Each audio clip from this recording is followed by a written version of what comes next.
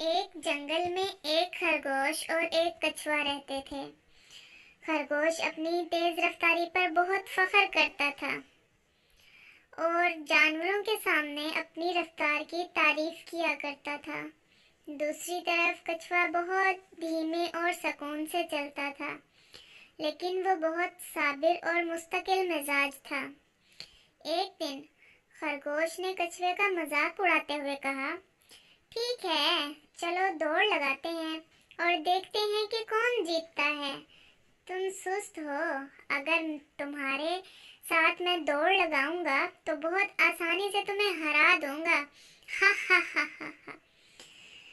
کچھوا جو بہت خاموش اور صابر رہتا تھا، اس نے خرگوش کی بات سن کر کہا، ٹھیک ہے، چلو دوڑ لگاتے ہیں اور دیکھتے ہیں کہ کون جیتتا ہے۔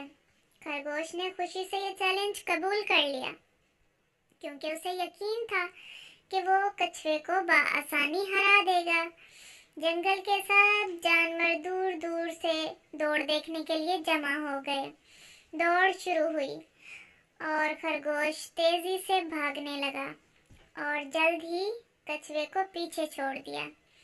لیکن جب خرگوش نے دیکھا کہ کچھوے سے کافی آگے نکل آیا ہے، کچھوا تو بہت پیچھے رہ گیا، تو اس نے سوچا کہ کچھوا تو ابھی بہت دور ہے، میں تھوڑا سا آرام کر لیتا ہوں۔ وہ ایک درخت کے نیچے لیٹ گیا اور آرام کرنے لگا۔ کیونکہ وہ بہت تیز دوڑا تھا، اس لیے وہ تھک بھی چکا تھا اور ہانپنے لگا۔ دوسری طرف کچھوا بغیر رکے آہستہ آہستہ لیکن مستقل مزاجی سے آگے بڑھتا رہا۔ وہ جانتا تھا کہ رفتار سے زیادہ اہم چیز مستقل مزاجی ہے۔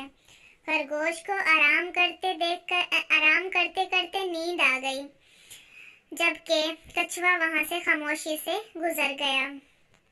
جب وہ جاگا تو اس نے دیکھا کہ کچھوا تو اختتام کے بہت قریب پہنچ چکا ہے۔ خرگوش نے جلدی سے دوڑنا شروع کیا، لیکن بہت دیر ہو چکی تھی۔ کچھوے نے دوڑ جیت لی تھی۔ اس کہانی سے ہمیں یہ سبق ملتا ہے کہ مستقل مزاجی اور صبر سے کیا ہوا کام ہمیشہ کامیابی دلاتا ہے، چاہے آپ کی رفتار کتنی بھی کم کیوں نہ ہو۔